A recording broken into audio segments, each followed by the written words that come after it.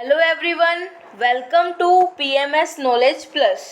तो देखो बच्चों, आज जो है हम हमारी वीडियो में नेक्स्ट पार्ट जो है कवर करने जा रहे हैं।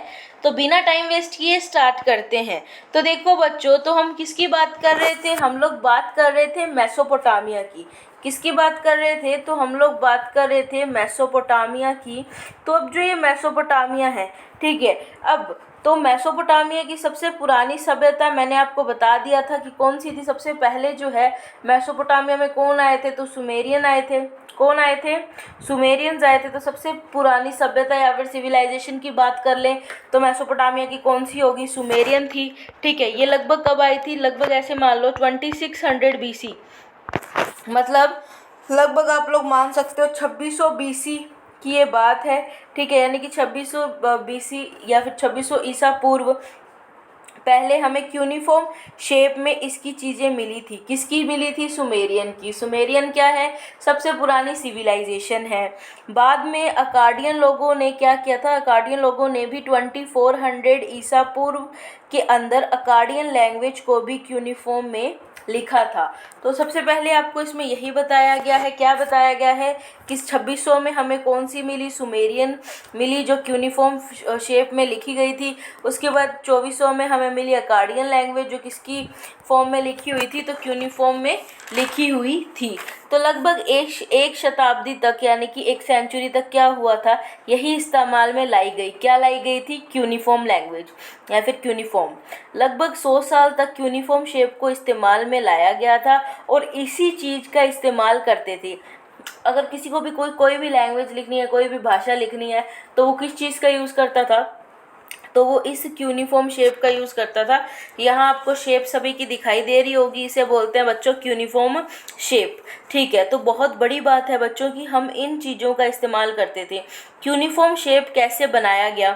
राइटिंग कल्चर क्यों एमर्ज हुआ? अब जो है हम इस इम्पोर्टेंट क्वेश्चन का आंसर जो है मैं आपको बताती हूँ कि क्यूनिफॉर्म शेप कैसे बनाया गया और राइटिंग कल्चर क्यों एमर्ज्ड हुआ था।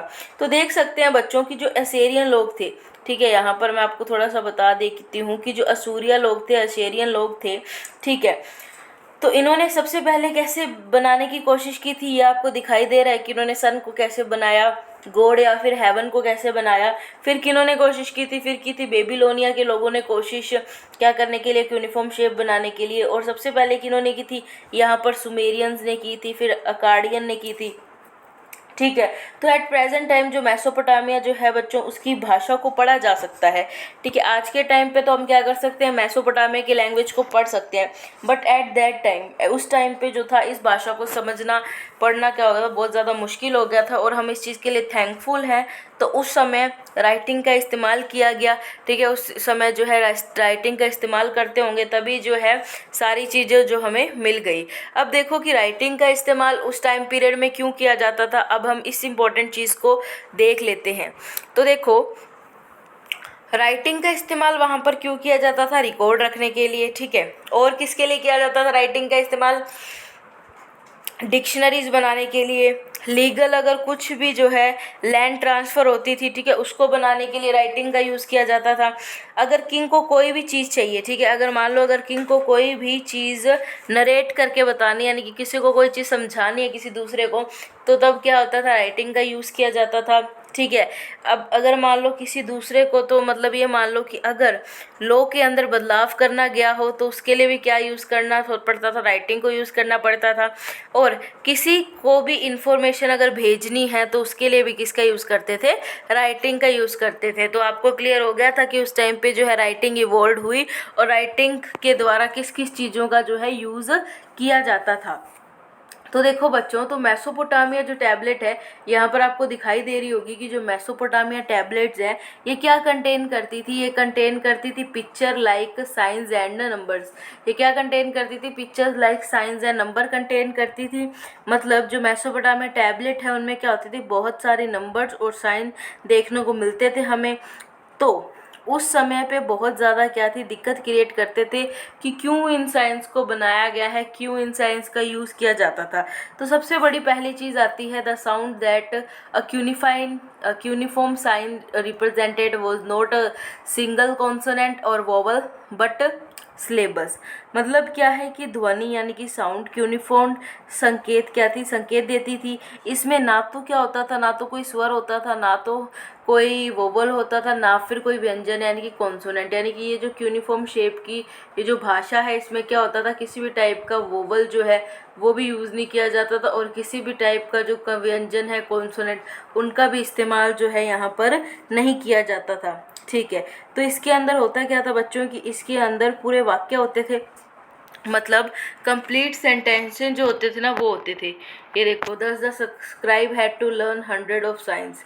अब देखो मैं आपको एक चीज़ बता देती हूँ, यहाँ पर हमने देखा था कि सन वगैरह के बारे में। अब देखो यहाँ पर क्या होता था, पूरे पूरे वर्ड्स होते थे, और पूरे वर्ड को जो है किसी साइन वगैरह से मेज़र किया जाता था, कोई साइन जो है उसके लिए बनाया जाता था।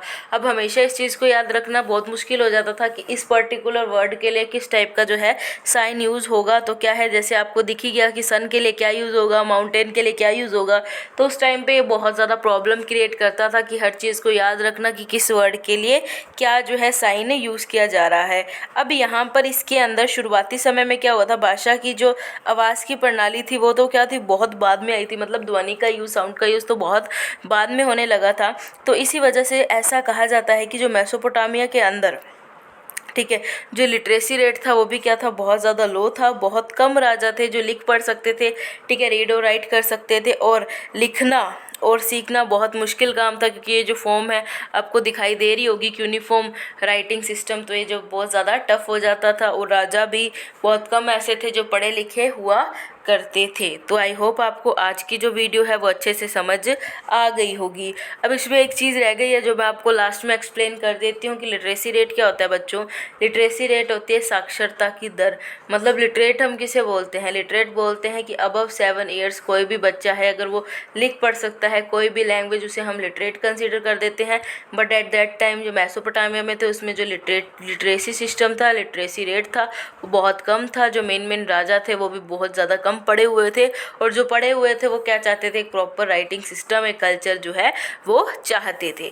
ठीक है बच्चों, तो इस वीडियो को आप अच्छे से देखिएगा, अच्छे से रीड कीजिए, साथ साथ में पढ़िए। Thank you very much. मिलते हैं नेक्स्ट वीडियो में।